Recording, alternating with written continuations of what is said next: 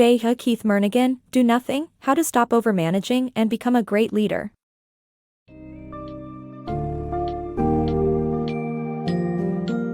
And Do Nothing, How to Stop Overmanaging and Become a Great Leader. JKeithMurnighan advocates for less overmanagement and more delegation of tasks to team members.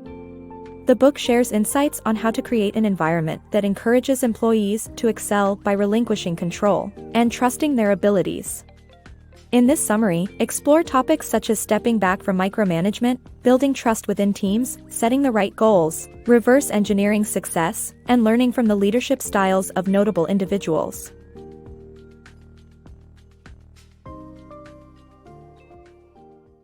Leaders who do nothing achieve everything. Managers tend to take on too much, which leads to subpar performance from both the leader and employees. A conscientious leader should create opportunities for their team members to excel rather than doing everything themselves. New managers, in particular, should avoid taking on hands-on work and instead delegate tasks to capable team members. To achieve success as a leader, one should be a facilitator and orchestrator who allows their employees to take on responsibility and be proud of their achievements. The key is to avoid micromanaging and trust your team to deliver their best work. Trust and leadership. Effective leaders trust their team members to perform better by setting high expectations and making their standards known. Trust can be risky, yet it reveals skills beyond one's estimate of capabilities. Leaders should do their homework and identify the competence of staff members before extending trust. Partial trust only produces partial results, so it's all or nothing.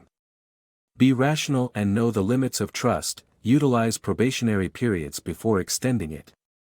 Trusting managers can gather information and make better decisions. Trusting your team members is the key to making your job easier and achieving success. Achieve more with fewer tasks. The summary reveals that immediate issues and tasks tend to distract leaders, and they lose focus on their ultimate objectives. To achieve more, leaders should maintain a singular focus on their goals. The summary suggests putting a post-it note on the computer screen to remind them of their core targets. Leaders must give up their past to achieve more. The book highlights that team goals should be measurable, schedulable, accountable, and inspirational. Leaders should balance achievable and aspirational goals and create superordinate, team, and individual goals. Furthermore, leaders should explain superordinate goals to team members, including the overall mission that a company serves, and what good it does for the world. The summary also emphasizes allowing team members to do their job, even if it's something the leader can do well. In conclusion, leaders must not let short-term goals distract them from achieving their ultimate objective. They should set goals that are both achievable and aspirational, create superordinate, team, and individual goals and explain them to their team members, and also allow team members to do their specific job roles. The pitfalls of focusing on performance goals. In business, it's easy to get caught up in performance goals and statistics, but this can hinder growth and undervalue individual effort. According to the book, focusing solely on performance goals ignores the importance of learning and the wisdom gained from mistakes and successes.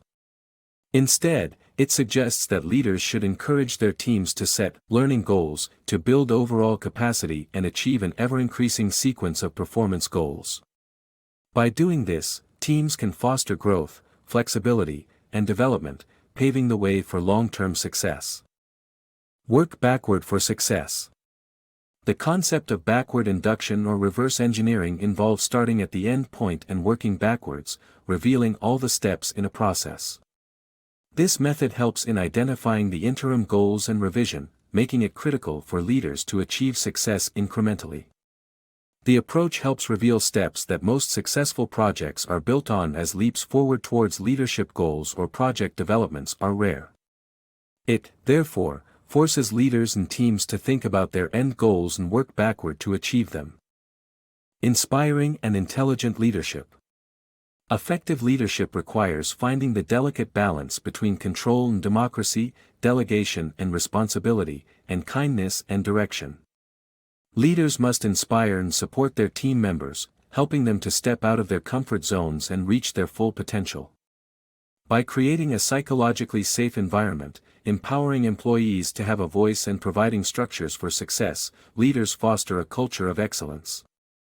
When a leader demonstrates care and respect for their team members as both human beings and professionals, they gain respect and inspire their team to achieve personal satisfaction and pride in their work.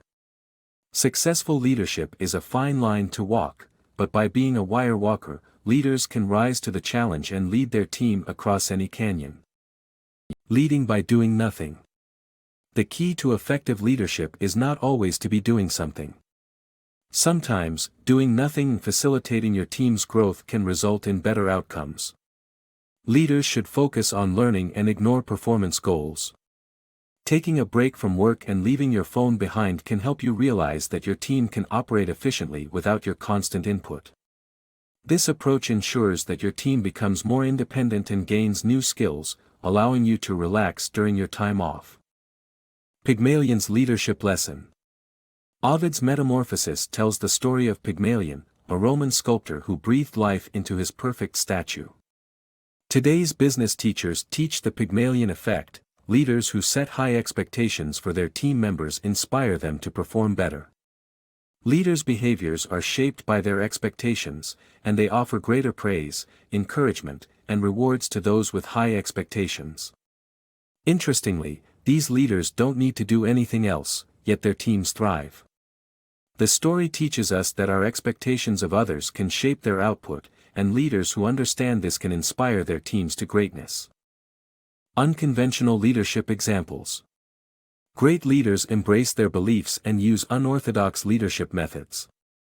They trust their subordinates and demonstrate a hands-off approach, inspiring others to reach their full potential.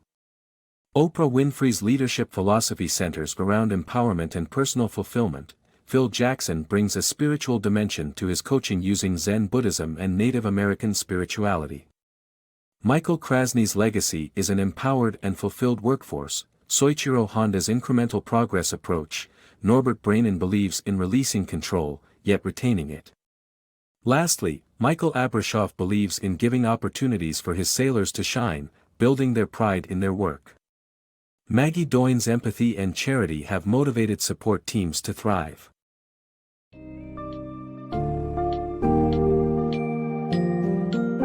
In conclusion, Murnighan's Do Nothing, How to Stop Overmanaging and Become a Great Leader, emphasizes the importance of trusting team members, setting aspirational goals, and focusing on learning rather than strictly on short-term performance goals. The book emphasizes letting go of control and allowing team members to step up and meet expectations, thereby fostering a sense of pride and ownership in their work. By adopting leadership styles that champion trust, facilitation, and strategic planning, managers can achieve more with their teams through empowering individuals and building cultures of growth and learning.